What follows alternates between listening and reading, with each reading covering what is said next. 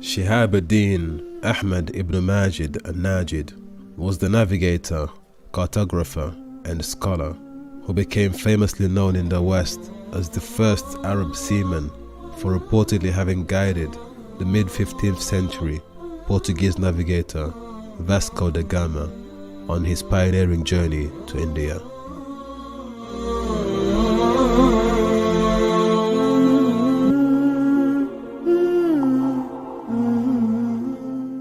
Remembered as the Lion of the Sea, Ibn Majid's true legacy was a substantial body of literature on sailing which he left behind.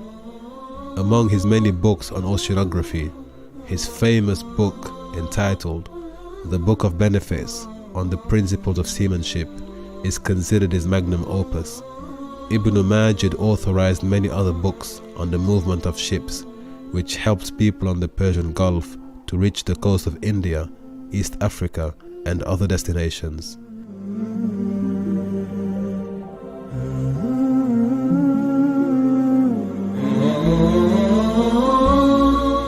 His contributions to the field of oceanography are many. Today, two of Ibn Majid's famously handwritten books are now permanent exhibits in the National Library in Paris.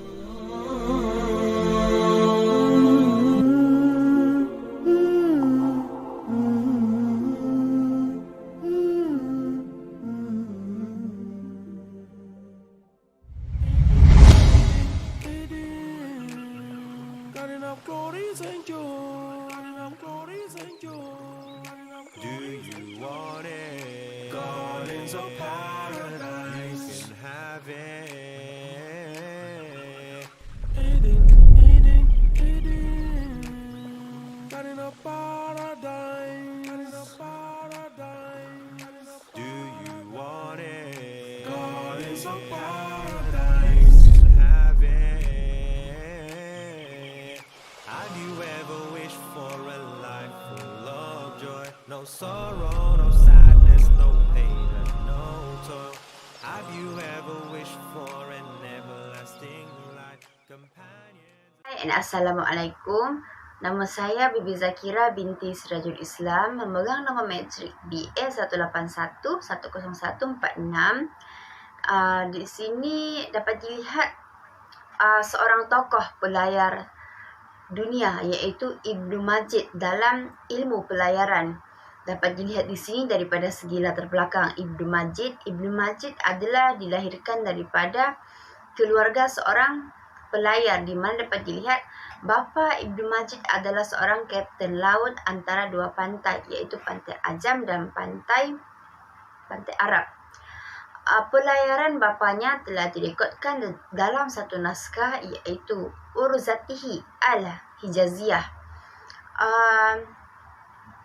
Semasa Vasco da Gama mula tiba di Malindi, iaitu Afrika Timur, yang telah menguasai perairan, da Gama menggunakan astrolabe, iaitu alat kaji bintang dan alat lain yang ringkas yang telah diperbuat daripada logam untuk memudahkan dan untuk menjalankan aktiviti pelayaran sebagai panduan pelayaran, dan juga alat-alat lain yang dirasakan perlu untuk memandu dalam menjalankan aktiviti pelayaran.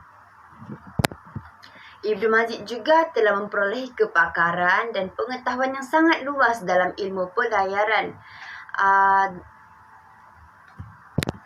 Ibnu Majid dianggap sebagai seorang tokoh yang serba boleh, lengkap daripada semua segi kemahiran dalam seni puisi dan tidak menghalang kecemerlangannya dalam ilmu pelayaran. Beliau seorang pelaut yang banyak pengalaman, pengetahuan dalam ilmu bintang, laluan pelayaran dan sepanjang pantai, laut dalam dan pelbagai jenis angin dari persekitaran berbeza yang terdedah kepada perubahan. Kepakaran Ibnu Majid dalam ilmu pelayaran sehinggakan beliau telah menyatakan telah banyak kesilapan pada kapal-kapal yang digunakan oleh para pelaut terkenal era Abbasiyah. Ia tidak cukup kukuh boleh menghalang pelayar dapat banyak pengalaman pelayaran. Hal ini dikatakan sedemikian kerana Ibnu Majid mengatakan kebiasaannya kapal-kapal yang telah dibina untuk menjalankan aktiviti pelayaran dibina di sepanjang pantai, kemudian dibawa ke teluk dan akan dibawa ke tempat yang lebih selamat untuk memulakan pelayaran. Tetapi apa yang dilakukan pada era Abbasiyah adalah sebaliknya. Kekukuhan dan ketahanan kapal adalah faktor yang sangat terpenting demi kelancaran ekspedisi. Hal ini kerana struktur dan teknik kapal dibina amat mempengaruhi jarak perjalanan, kapasiti muatan dan ketahanan dan tempoh masanya. Bukan itu sahaja, kepakaran Ibnu Majid dalam ilmu pelayaran juga dapat dilihat apabila Ibnu Majid telah mencipta satu peralatan yang telah digunakan dalam ilmu pelayaran, iaitu al-buslah ataupun juga dikenali sebagai kompas yang telah memandu 32 arah mata angin.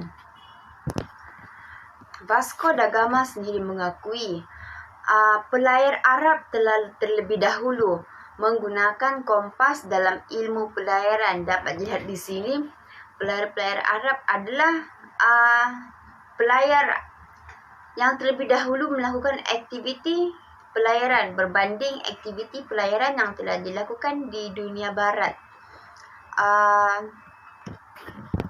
Penggunaan kompas tersebut ataupun al-buslah adalah satu instrumen yang telah dicipta daripada magnet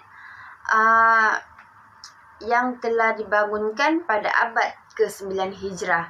Ibnu Majid menyebut dan telah memperjelaskan bahawa secara terperinci dalam beberapa karyanya termasuk cara menentukan kiblat dari arah berbeza menggunakan kompas ataupun menggunakan al-buslah. Okey, sekian sahaja. Terima kasih.